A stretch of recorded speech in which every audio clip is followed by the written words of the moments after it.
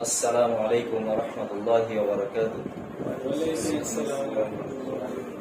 الحمد لله رب العالمين، الصلاة والسلام على رسوله الكريم وعلى آله وأصحابه أجمعين، أما بعد. أعوذ بالله من الشيطان الرجيم، بسم الله الرحمن الرحيم. الذي خلق الموت والحياة ليبلوكم أيكم أحسن عملا وهو العزيز الغفور.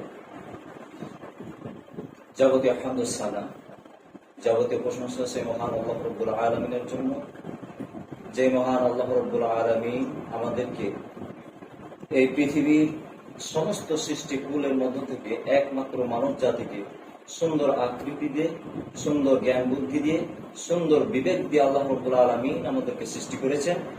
তাই সেই মহান রবের দরবারে আমরা লাখ কোটি শুকরিয়া আদায় করি, সকলে করি আলহামদুলিল্লাহ। এরপর দুরূদ এবং শান্তির ধারা বর্ষিত হোক শেষ নবীর প্রতি, সাইয়্যিদুল মুরসালিন খাতামুন নবিয়্যিন আহমদ মুস্তাফা মুহাম্মদ মুস্তাফা, সকলে পড়ি সাল্লাল্লাহু আলাইহি ওয়াসাল্লাম। আজকে দ্বীনি বৈঠকের আলোচনার বিষয় যে মৃত্যুকে স্মরণ, আমরা কি মৃত্যুর জন্য প্রস্তুত? বিষয়টা হয়ে গেছে এইরকম, আমরা আমাদের নিজেদেরকে সব সময় সর্বদা জিজ্ঞেস করতে হবে, আত্মসমালোচনা করতে হবে যে আমি নিজের জন্য আমাকে যে 3.5 হাত কবরের ঘরে যেতে হবে, সে ঘরের জন্য আমি কি প্রস্তুত আছি? আচ্ছা বলেন তো, পৃথিবীতে এমন কি কোনো প্রাণী বা কোনো মানুষ বা জীবজন্তু কি তার সারা জীবন বা মৃত্যু হয়নি এমন কি ঘটনা ঘটেছে? মৃত্যু ঘটবে এটা কি নিশ্চিত, কিন্তু অনিশ্চিত হলো যে মৃত্যুটা কখন আসবে এটা হলো অনিশ্চিত, কিন্তু মৃত্যুটা কি নিশ্চিত আর সময়টা অনিশ্চিত। মালাকুল মউত তিনি বুঝবেন না যে এটা শিশু, তিনি বুঝবেন না যে এখন তো খেতে বসেছে, তো খাওয়াটা শেষ করুক, এটা কি সময় দিবে? সময় দিবে না। আপনি যে কোনো একটা কাজ করছেন, এমন অবস্থায় মালাকুল মউত এসে হাজির, মালাকুল মউত কি আসে বসে থাকবে যে না কাজটা শেষ হোক তারপর তার জান কবজ করবো? এরকম কি ঘটনা ঘটেছে? যে না, যে অবস্থায় থাকবে আল্লাহ রাব্বুল আলামিনের সময় হয়ে গেলে, সে ব্যক্তির জীবন শেষ হয়ে গেলে সাথে সাথে আল্লাহ রাব্বুল আলামিন তার ফায়সালা করে দিলেন, মালাকুল মউত তার জীবনটাকে ছিনিয়ে নিয়ে চলে যাবে। সম্মানিত উপস্থিতি, বলছিলাম যে মৃত্যু স্মরণ এটা কিন্তু কোন ইবাদত নয়, কিন্তু কি ইবাদতকে কি করে? আগ্রহী করে। এই মৃত্যুকে স্মরণ হলে মানুষ ইবাদত করতে মজা পায়, এই মৃত্যুকে স্মরণ করলে মানুষ ইবাদতের প্রতি তার ঈমান, তার দিল কি হয়? মজবুত হয়।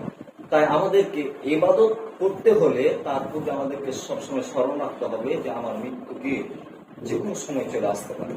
সম্মানিত উপস্থিতি, একজন ব্যক্তি যিনি ব্যবসায়ী, তিনি ব্যবসার সময় যদি মৃত্যুটাকে স্মরণে রাখেন, সে ব্যবসার মধ্যে কখনো মিথ্যা কথা বলতে পারবে না। সে ব্যবসার সময় কখনো মানুষের সাথে প্রতারণা করতে পারবে না। ব্যবসার সময় যদি মৃত্যুটাকে স্মরণে রাখা হয়, তো মানুষ সে সময় মিথ্যা কথা বলে মুনাফিকি করে ব্যবসা বাণিজ্য করতে পারবে না। ঠিক তদ্রুপ একজন শ্রমিক বা একজন কর্মচারী তার কর্মস্থলে বা কাজ করার সময় যদি মৃত্যুটাকে স্মরণ রাখে, সে কখনো সে কাজে ফাঁকি দিতে পারবে না। নিজেকে সে মনে করবে যে আমি তো মানুষের কাজে এসেছি, আমাকে আল্লাহকে ভয় করতে হবে, আর আমি যে কাজে এসেছি আমার এই কাজের হিসাব, আমার দায়িত্বের হিসাব আল্লাহ তাআলার কাছে জবাবদিহি করতে হবে। সম্মানিত উপস্থিতি, বলছিলাম মৃত্যুকে স্মরণ খুবই গুরুত্বপূর্ণ একটা বিষয়, খুবই গুরুত্বপূর্ণ একটা বিষয়। আপনি যদি মৃত্যুকে স্মরণে না রাখি, আমার আপনার জীবন শুধু দুনিয়ার পিছনে চলে যাবে, আল্লাহ বলে ভুলে যাব, পরকাল বলে ভুলে যাব। সম্মানিত উপস্থিতি, ইবনে মাজাহ 4259 নম্বর হাদিস, কয় নম্বর? 4259 নম্বর হাদিস, যে আল্লাহ রাসূল সাল্লাল্লাহু আলাইহি সাল্লামকে একজন ব্যক্তি জিজ্ঞেস করলো, হে আল্লাহ রাসূল, আইয়ুল মুমিনিনা আফদাল, মুমিনদের মধ্য থেকে সবচেয়ে সর্বশ্রেষ্ঠ, সবচেয়ে উত্তম, সবচেয়ে মানে আল্লাহর নিকট সবচেয়ে উত্তম মুমিন কোন ব্যক্তি? মুমিনের কিন্তু ধরন আছে, সাধারণ মুমিন হয়, কেউ আল্লাহর কাছে উত্তম মুমিন হয়, কেউ ভালোবাসার পাত্র হয়, বিভিন্ন ধরন হয়। কিন্তু আল্লাহ রাসূলকে সে ব্যক্তি জিজ্ঞেস করলো যে আল্লাহ রাসূল আইয়ুল মুমিনিনা আফদল, আল্লাহ রাসূল আল্লাহ তাআলার নিকট সবচেয়ে সর্বোত্তম মুমিন ব্যক্তি কে?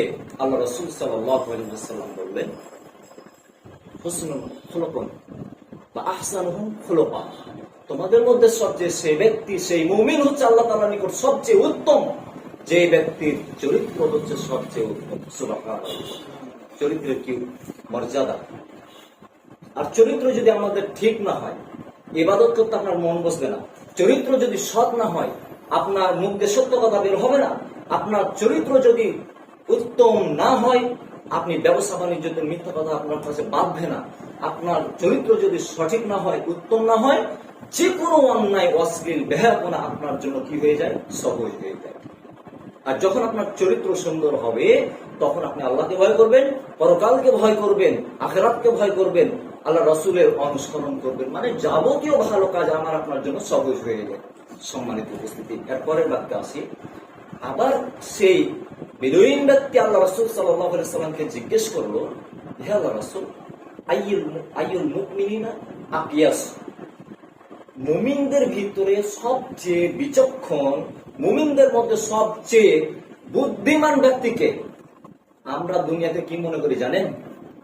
যে কেউ যদি একটা কিছু আবিষ্কার করে দেয়, আমরা মনে করি যে সে বড় বুদ্ধিমান, সে বড় চালাক। আজকে একটা কোনো ব্যক্তি যদি কোনো কিছু আবিষ্কার করে, কোনো কিছু জন্ম দেয়, বা অন্য কোনো কিছু ঘটনা ঘটিয়ে দেয়, বা যে কোনো নতুন কোনো কিছু কি করে, উদ্ভাবন করে, আমরা মনে করি সে ব্যক্তি চালাক। আজকে আমরা কথাবার্তায় বা চলাফেরায় মানুষকে ঠাট্টা বা বিভিন্ন ভাবে ঠকিয়ে নিতে পারি, প্রতারণা করতে পারি, আমরা মনে করি সে ব্যক্তি মানে সবচেয়ে বড় চালাক। আমরা বিভিন্ন দিক দিয়ে আমরা মানুষকে চালাক ভাবি, কিন্তু আল্লাহ যে ব্যক্তিকে চালাক বলেছেন, আপনি যতই চালাক বলেন, সে কি চালাক? জি না। আল্লাহ যাকে চালাক বলেছেন, আল্লাহ যাকে বুদ্ধিমান বলেছেন, আল্লাহ যাকে সবচেয়ে বুদ্ধিমতী বলেছেন, সে ব্যক্তিকে আল্লাহ রাসূল সাল্লাল্লাহু আলাইহি ওয়াসাল্লাম তার পরের বাক্যে বলছেন যে আকসারুহুম লিল মাউতি যিকরা। কি বললেন? আকসারুহুম লিল মাউতি যিকরা, তোমাদের মধ্যে সবচেয়ে বুদ্ধিমান ব্যক্তি, সবচেয়ে চালাক ব্যক্তি হচ্ছে ওই ব্যক্তি যে ব্যক্তি সর্বদা সব সময় মৃত্যুটাকে স্মরণে রাখে। বলে সুবহানাল্লাহ। মৃত্যু এমন একটা জিনিস, শিশু বুঝবে না, বৃদ্ধ বুঝবে না, ব্যবসায়িক, হিন্দু, খ্রিস্টান, বৌদ্ধ, মুসলমান, শিক্ষক, ডাক্তার, কৃষক, কোনো কিছু কি বুঝবে? যে কোনো সময় এই মৃত্যুর দরজা থেকে আমাকে আপনাকে যেতে হবে। সম্মানিত উপস্থিতি, আমাদের আল্লাহ রাব্বুল আলামিন কেন মৃত্যুটা দান করলেন, কেন মৃত্যু ঘটান? সূরা মুলক 2 নম্বর আয়াত আল্লাহ তাআলা বলছেন, আল্লাযী খালাকাল মাউতা, আল্লাহ তাআলা মৃত্যুকে সৃষ্টি করেছেন, ওয়াল হায়াতা, এবং জীবনকে সৃষ্টি করেছেন, লিয়াবলুয়াকুম, যাতে করে তোমরা পরীক্ষা দিতে পারো, আইয়ুকুম আহসানু আমালা, তোমাদের মধ্য থেকে কোন ব্যক্তি সবচেয়ে ভালো আমল করতে পারে, কোন ব্যক্তি সবচেয়ে বেশি আমল করতে পারে, কোন ব্যক্তি সবচেয়ে উত্তম আমল করতে পারে। এই কারণে আমি মৃত্যুর ব্যবস্থা করে রেখেছি। সম্মানিত উপস্থিতি, আল্লাহ তাআলার কাছে এই পৃথিবীতে আমি আপনি যতই পার্থক্য মানুষের মধ্যে করি না কেন, 3.5 হাত মাটির ঘরে, ওখানে গিয়ে সবাই সমান। যিনি আজকে বাদশাহ, ফেরাউন এসেছিলেন, নমরুদ এসেছিলেন, কারুন এসেছিলেন, আবু জাহেল এসেছিলেন, বড় বড় বিখ্যাত বড় আপনার অত্যাচারী শাসক এসেছিলেন। এছাড়াও যত শাসক এসেছে, কোথায় যেতে হয়েছে? ওই মাটির ঘরেই যেতে হয়েছে। আচ্ছা, তাদেরকে যদি স্বর্ণ দিয়ে মাটি দেওয়া হতো বা স্বর্ণ দিয়ে কবর দেওয়া হতো, তারপরেও কি স্বর্ণের কোন স্বাদ কবরে পাবে না? তাহলে সেখানে কি সবাই সমান? তবে সেখানে সবচেয়ে উত্তম, সবচেয়ে গ্রহণযোগ্য ব্যক্তি, সবচেয়ে আল্লাহ তাআলার নিকট গ্রহণযোগ্য ব্যক্তি হবে সে যে ব্যক্তির আমল এবং আখলাক সবচেয়ে উত্তম। সম্মানিত উপস্থিতি, আল্লাহ তাআলা আমাদেরকে পৃথিবীতে পাঠিয়েছেন শুধু ইবাদত করার জন্য, এবং মৃত্যু দান করেছেন মানুষের পরীক্ষা নেওয়ার জন্য। এবার আসুন, আমরা যদি মৃত্যুটাকে স্মরণে রাখি, তো আমাদের উপকার কি হবে? উপকার কি হবে, আমাদের লাভ কি হবে? আবু দারদা রাদিয়াল্লাহু তাআলা আনহু বলছেন, একজন সাহাবী, তিনি বলছেন যে ব্যক্তি মৃত্যুকে স্মরণে রাখে তার দুইটা জিনিস কমতে শুরু করে। কি বললাম? যে ব্যক্তি সর্বদা মৃত্যুকে স্মরণে রাখে তার জীবন থেকে দুইটা জিনিস কমতে শুরু করে। আর এই দুটা জিনিস কমা আমাদের জন্য অপরিহার্য, আমাদের জন্য জরুরি। বিষয় দুটা কি? এক নম্বর হচ্ছে হিংসা, অহংকার। আমি আপনি যদি মনের ভিতর সর্বদা মৃত্যুকে স্মরণে রাখি যে আমি তো এখানে যদি মৃত্যুবরণ করি তাহলে তো আমাকে হিসাব দেওয়া লাগবে, আমাকে কবরে মুনকার নাকির প্রশ্ন করবে, আবার কিয়ামতের মাঠে আল্লাহ তাআলা আমাকে জিজ্ঞাসিত করবেন, সওয়াল জবাব করা লাগবে, অনেক কিছু আমাদের মনে প্রশ্ন জাগবে। এই কারণে মৃত্যুকে যখন আমরা স্মরণে রাখবো তখন আমার আপনার পক্ষে কখনো হিংসা অহংকার করা কি সম্ভব নয়। আরেকটা হচ্ছে, মানুষ যদি মৃত্যুটাকে স্মরণে রাখে পাপের গতিটা কমতে শুরু করে। বলি সুবহানাল্লাহ। কমতে শুরু করে না? আপনি এখন যদি মনে করেন, আপনি যদি ইমানদার ব্যক্তি হন, একটু দিলে যদি ইমান থাকে, ওই ব্যক্তি নিশ্চিত বিশ্বাস করবে মরণকে যখন সে স্মরণ করবে তার পাপ কমতে থাকবে। কারণ সে তখন কোনো অন্যায় কাজে জড়িত হয়ে যাবে না। সে সর্বদা চেষ্টা করবে আমি আমার জীবনটাকে আমল দিয়ে তৈরি করি, আল্লাহর জিকির দিয়ে গঠন করি। একজন ব্যক্তি বলছেন যে ওই মানুষ পৃথিবীতে সবচেয়ে সফল কাম যার জীবনে তিনটি জিনিস রয়েছে। কয়টি জিনিস? তিনটি জিনিস রয়েছে। এক, যার জিহ্বাটা সর্বদা সব সময় আল্লাহর জিকিরে মশগুল। কি বললাম? যার জিহ্বাটা সর্বদা কার জিকিরে? আল্লাহর জিকিরে মশগুল থাকে। নাম্বার দুই, যার অন্তর সর্বদা আল্লাহর ভয়ে ভীত বিস্ত্রস্ত হয়ে, আল্লাহর ভয়ে প্রকম্পিত হয়ে সর্বদা আল্লাহর কি করে? ভয় করে থাকে, আল্লাহকে ভয় করে। নাম্বার তিন, ওই দেহ সফল কাম যে দেহ সর্বদা ধৈর্যের সাথে চলাফেরা করে, বা যে কোনো বালা মুসিবত, অসুখ বিসুখ, বিভিন্ন কষ্ট আছে, অসুখ বিসুখ আছে, এইরকম বিপদ আপদে যে দেহটা সর্বদা ধৈর্য ধারণ করে, ওই ব্যক্তি হচ্ছে পৃথিবীতেও সফল কাম, আখিরাতেও সফল কাম। সম্মানিত উপস্থিতি, আরেকজন মনীষীর কথা বলি, সেটা হচ্ছে আবু হামিদ আল-লাফা রহমাতুল্লাহ আলাইহি, একজন মনীষী ছিলেন। তিনি বলছেন, মানুষ যদি মৃত্যুকে স্মরণে রাখে তিনটি লাভ। কয়টি লাভ? তিনটি। কয়টি লাভ? তিনটি। এক, অল্পে তুষ্টি থাকবে। কেমন অল্পে তুষ্টি? আমি আপনি যখন মরণকে স্মরণ করবো, আমি যে এতগুলো জিনিস ব্যবহার করছি, ধরেন পোশাক আশাক বা খাওয়া দাওয়া, আমাকে তো এর হিসাব দেওয়া লাগবে। এই যে মৃত্যুকে আপনি স্মরণ করছেন, তখন কি আর আপনি বেশি কিছু লোভ করতে যাবেন? অবশ্যই না। এই কারণে আবু হামিদ আল-লাফাফ রহমাতুল্লাহ আলাইহি বলছেন, মানুষ যদি মৃত্যুকে স্মরণ করে তিনটা তার জীবনের লাভ হবে। তার এক নম্বর হচ্ছে সে অল্প তুষ্টিতে সে সন্তুষ্ট থাকবে। আমাকে আল্লাহ যা দিয়েছে আমি এত সন্তুষ্ট। আমি আজকে সারাদিন যত টাকা ইনকাম করলাম এতে আমি সন্তুষ্ট। এর মধ্যে থেকে আমি আমার পরিবারে খরচ করব, আমার নিজের জন্য খরচ করব, সংসারে খরচ করব, কিছু টাকা আল্লাহর পথে ব্যয় করব, কিছু টাকা জমিয়ে রাখবো, একই আল্লাহ তাআলা বরকত ইনশাআল্লাহ। নাম্বার দুই, যে ব্যক্তি মরণকে সর্বদা স্মরণে রাখে তার তওবা করার মনে ইচ্ছা জাগ্রত হয়। মানে তওবার ইচ্ছাটা কি হয়? জাগ্রত হয় না? এখন আপনি মনে মনে চিন্তা করছেন যে মালাকুল মউত এখনই যদি চলে আসে, এটা মৃত্যুকে স্মরণ না, মালাকুল মউত এখনই যদি চলে আসে তাহলে আমার অবস্থা কি হবে? তখন সে ব্যক্তি দ্রুত কি করবে? তওবা মনে মনে কি করবে? তওবা ইস্তেগফার করবে। যে ব্যক্তি মুমিন দাবি করে বা যার ভিতরে হালকা হলেও ঈমান আছে, সে ব্যক্তি একটা অন্যায় কাজ ঘটে গেলে, পাপ কাজ ঘটে গেলে সাথে সাথে সে তওবা করে নেবে। আর মুমিনের এটা হচ্ছে একটা গুণ। অনেকে ধরেন সালাত আদায় করে না, মানে তার অন্তরে মরিচা পড়ে গেছে। অনেকে কি অধিকাংশ মানুষ আজকে মসজিদে যায় না, তার মানে তার কি হয়ে গেছে? অন্তরে মরিচা ধরে গেছে। মানে সে যে পাপ কাজ করছে তার অন্তরে সেটা সাড়া দিচ্ছে না, তার মানে তার অন্তরটা নষ্ট হয়ে গেছে, তার কল্পটা মরিচা পড়ে নষ্ট হয়ে গেছে। সম্মানিত উপস্থিতি, বলছিলাম মরণকে যদি আমরা স্মরণে রাখি, তিনটি লাভ: এক, অল্পে তুষ্ট থাকা সে পছন্দ মনে করবে। নাম্বার দুই, সে ব্যক্তি কি হবে? তওবা বা ইস্তিগফার দ্রুত করতে থাকবে। নাম্বার তিন, ইবাদত করতে সে মজা পাবে। আমি তো এখন দুনিয়া থেকে হয়তো বা চলে যেতে পারি, আমি জোহরের সালাতটা সুন্দরভাবে আদায় করি, আমার এই জোহরের সালাতটা হয়তো আমার জীবনের শেষ সালাত। আপনি যে আজকে মাগরিবের সালাতটা পড়ে আসলেন, আপনি কি গ্যারান্টি দিতে পারবেন যে আমি এশারের সালাত আদায় করতে যাব? পারবো? গ্যারান্টি আছে? আপনি মনে মনে ভাবতে পারেন যে এশারের সালাত সময় কাছে গেল, অবশ্যই পারবো, কিন্তু মৃত্যু আপনার কখন আছে, কখন হবে, এটা আমরা নিশ্চিত নই। আল্লাহ তাআলা পবিত্র কোরআনে বলছেন যে ওমা তাদরি নাফসুম মা কাসাবাত। মানুষ যে আয়ুপার্জনটা করে, মানুষ কি উপার্জন আগামীকালকে করবে সেটা সে জানে না।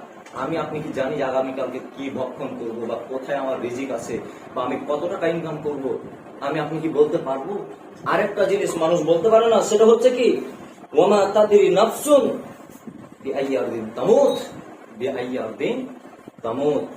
আমার মৃত্যুটা পৃথিবীর কোন জায়গাতে হবে, এই গ্যারান্টি পৃথিবীর কেউ দিতে পারে না। উদাহরণ দেখবেন, গত কয়েকদিন হলো শুনলেন না, ঢাকা মাইলস্টোন স্কুল অ্যান্ড কলেজে সেই দিন যে বিমান দুর্ঘটনায় অনেকগুলো ছাত্র ছাত্রী দুনিয়া থেকে বিদায় নিয়ে চলে গেল আল্লাহর কাছে সাড়া দিয়ে, তারা কি ভেবেছিল যে আমার মৃত্যু আজকে স্কুলে হবে?